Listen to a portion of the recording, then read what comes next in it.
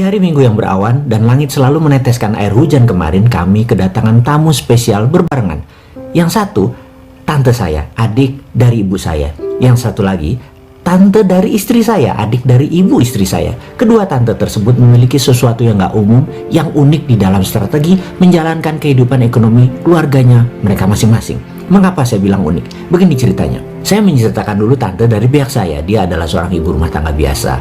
Orangnya agak nyeni, mudah bergaul dan cantik. Di masa SMA-nya dia adalah primadona sekolah, dan di komplek rumah yang dulu dia pujaan banyak pria di masanya.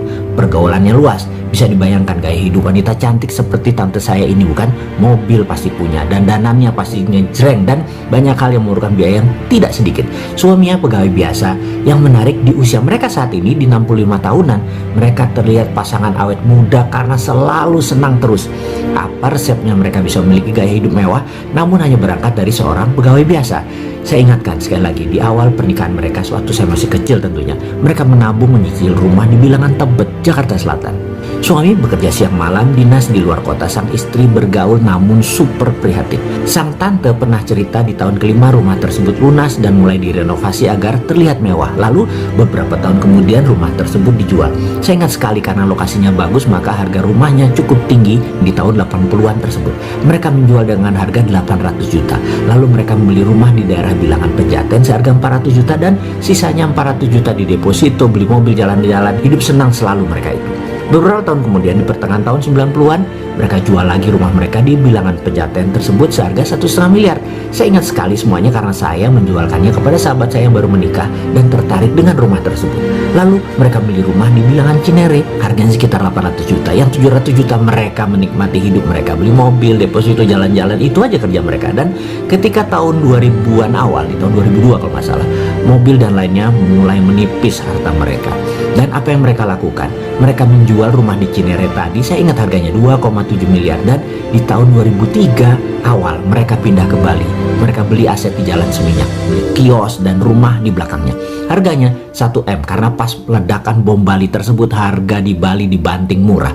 Dengan sisa 1,7 miliar kehidupan mereka sangat mewah dan layak. Jalan-jalan, menikmati hidup kemana-mana, anak-anak sudah besar, sudah kuliah semua saat itu. Tabungan kendaraan layak, kios disewakan. 8 tahun kemudian tabungan mereka juga mulai menipis. Apa yang mereka lakukan?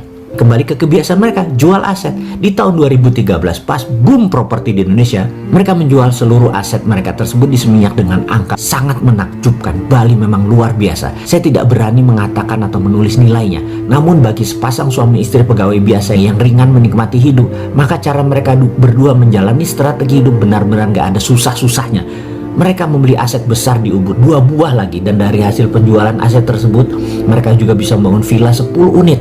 Itu semua dari jualan di aset mereka di Seminyak. Tabungan depositonya jangan tanya, luar biasa. Saya percaya dengan pola hidup seperti mereka berdua sampai kapanpun mereka nggak pernah kekurangan. Tante saya satu lagi dari pihak istri, ceritanya mirip-mirip. 15 tahun yang lalu awal perkawinan mereka, suaminya juga hanya pegawai pabrik di Cikarang. Sang tante hidupnya hanya jualan dari arisan ke ibu-ibu arisan, dari arisan satu ke arisan yang lainnya. Di 2009 mereka memutuskan untuk melakukan hal yang sesuatu yang baru. Mereka merasa sayang kalau rumah berharga jutaan ini hanya dipakai tidur. Lebih baik dijual, beli lagi di lokasi lain yang ada peluangnya untuk naik jauh lebih tinggi dari kenaikan rumah yang mereka tinggali sekarang. Rumah mereka di ujung gang, dijual di tahun tersebut, di 2009. Lalu dengan uang tersebut mereka membeli rumah dan merenovasinya. Renovasi belum selesai, rumah sudah ada yang nawar.